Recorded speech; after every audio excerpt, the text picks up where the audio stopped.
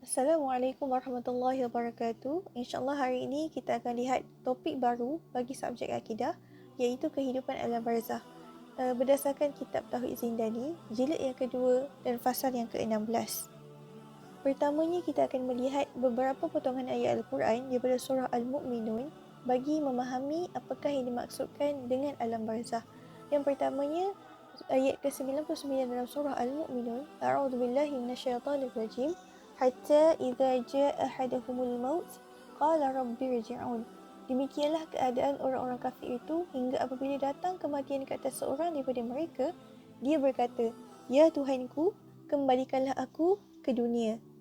Kemudian potongan ayat yang seterusnya, A'udzubillahi minasyaitanirrajim, la'alli a'malu salihan fima taraktu kalla innaha kalimatun huwa qailuha wa min waraihim barzakhun ila yaumi yub'atsun. Yang bermaksud, agar aku dapat berbuat kebaikan yang telah aku tinggalkan. Sekali-kali tidak, sesungguhnya itu adalah dalih yang diucapkannya sahaja. Di hadapan mereka ada barzakh-barzakh sehingga pada hari mereka dibangkitkan. Sadaqallahul Azim. Dalam ayat ini, Allah menceritakan kepada kita tentang apa yang berlaku kepada orang-orang kafir apabila datang kematian kepada mereka.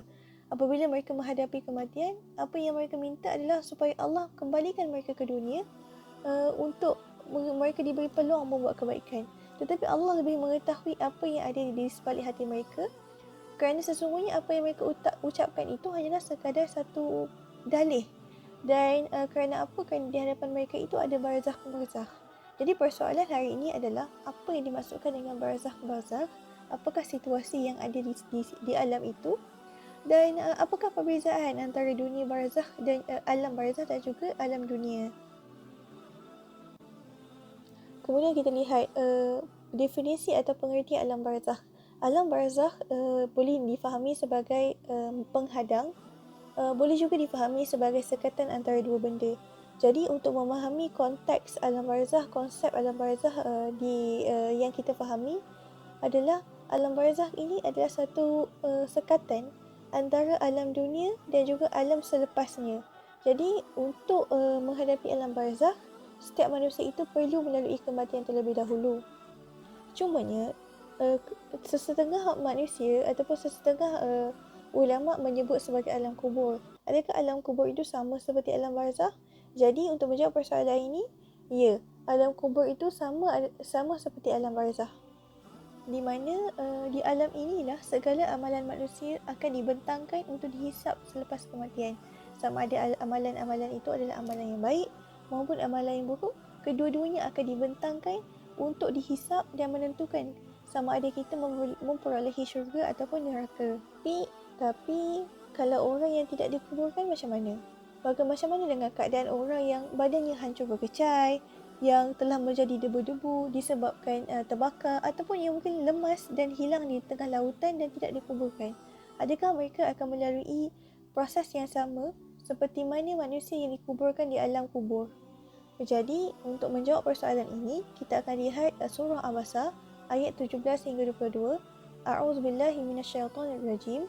Qutilal insanu ma akfarah. Celakalah manusia yang ingkar, alangkah kufurnya dia. Min ayyi syai'in khalaqah. Dari apakah dia yang Allah ciptakannya? Min nutfatin khalaqahu faqaddarah. Dari setitis mani dia menciptakannya lalu menentukannya. Summa sabila yassarah, kemudian jalannya dipermudahkan. Summa amatahu fa'aqbarah, kemudian dia mematikannya lalu menguburkannya.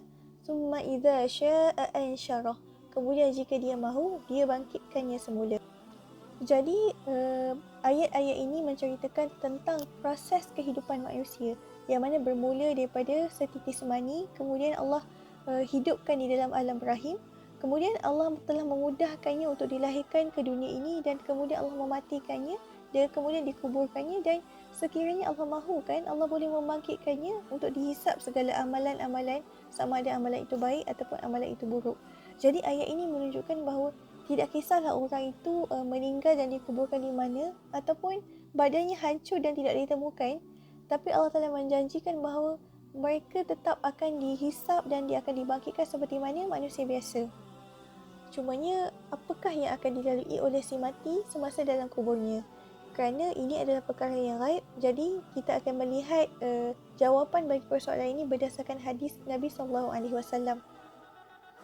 Gambar ini menunjukkan ringkasan bagi hadis yang diriwayatkan oleh Abu Hurairah radhiyallahu anhu, di mana hadis ini menceritakan tentang dialog antara malaikat dan juga si mati semasa berada di alam kubur. Gambar yang pertama ini menunjukkan sekiranya orang yang meninggal itu adalah orang yang beriman, maka amalan-amalannya daripada amalan solat, puasa, zakat serta amal-amal soleh yang lain menjadi pelindung kepadanya. Dan kemudian bagaimana malaikat telah mempertontonkan kepada orang beriman ini syurga dan juga neraka. Pada masa yang sama, orang kafir pula akan ditanya kepada mereka tentang Nabi Muhammad SAW. Sekiranya mereka tidak mampu menjawab, sama ada Nabi Muhammad itu rasul mereka atau tidak, maka akibatnya mereka akan diazab dan kemudian dia akan dimasukkan ke dalam neraka. Jadi hadis ini secara ringkasnya menunjukkan bahawa terdapat perbezaan situasi antara orang yang beriman dan juga orang kafir semasa berada di alam kubur. Kemudian kita lihat pula bagaimanakah pula keadaan para syuhada, iaitu mereka yang syahid di jalan Allah semasa berperang selepas mereka mati. Jadi untuk menjawab persoalan ini kita akan lihat surah Ali Imran ayat 169 dan juga 170. A'udzubillahi minasyaitonirrajim. Wala tahsabanna alladhina qutilu fi sabilillahi amwata bal ahya'un 'inda rabbihim yurzaqun. Dan jangan sekali-kali kamu menganggap bahawa orang yang gugur di jalan Allah itu mati. Sebenarnya mereka itu hidup di sisi Tuhannya mendapat rezeki. Farihina bima atahumullahu min fadlihi wa yastabshiruna billadhina lam yalhaqu bihim min khalfihim alla khafun 'alaihim wa lahum yahzanun. Mereka bergembira dengan kurnia yang dilimpahkan Allah kepada mereka, dan bergembiralah terhadap orang yang masih tinggal di belakang yang belum menyusuli mereka, bahawa tidak ada rasa takut pada mereka dan mereka tidak bersedih hati.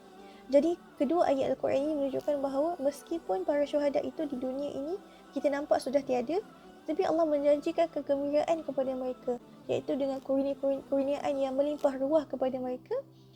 Dan pada hakikatnya Allah menyebut mereka ini hidup di sisi Allah Subhanahu Wa Taala. Dan yang terakhir, adakah kehidupan alam barzakh ini sangat berbeza dengan dunia? Jadi pastilah berbeza, seperti mana berbezanya alam rahim dengan alam dunia. Seperti itu jugalah berbeza antara alam dunia dan juga alam barzakh. Kerana alam-alam ini adalah alam yang tak mampu untuk kita tanggapi dengan akal fikiran semata-mata.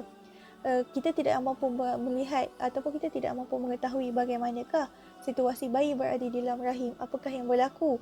Dan begitu juga semasa kita hidup, kita tidak tahu dan tidak dapat merasai bagaimanakah perasaannya duduk di alam barzakh. Jadi perkara-perkara ini hanya boleh dapat difahami ataupun dapat difahami hakikatnya dengan melalui Rasulullah SAW. Kerana manusia ini tidak mampu untuk memahami hakikatnya kerana adanya penghalang antara kita dan juga alam barzakh. Dan kita sebagai umat Islam wajib beriman dengan apa yang diberitahu oleh Nabi Muhammad SAW, kerana setiap apa yang diberitahu oleh Nabi Muhammad itu adalah wahyu daripada Allah Subhanahu Wa Taala. Subhanallah walhamdulillah wa la ilaha illallah wallahu akbar. Wallahu a'lam bishawab. Assalamualaikum warahmatullahi wabarakatuh.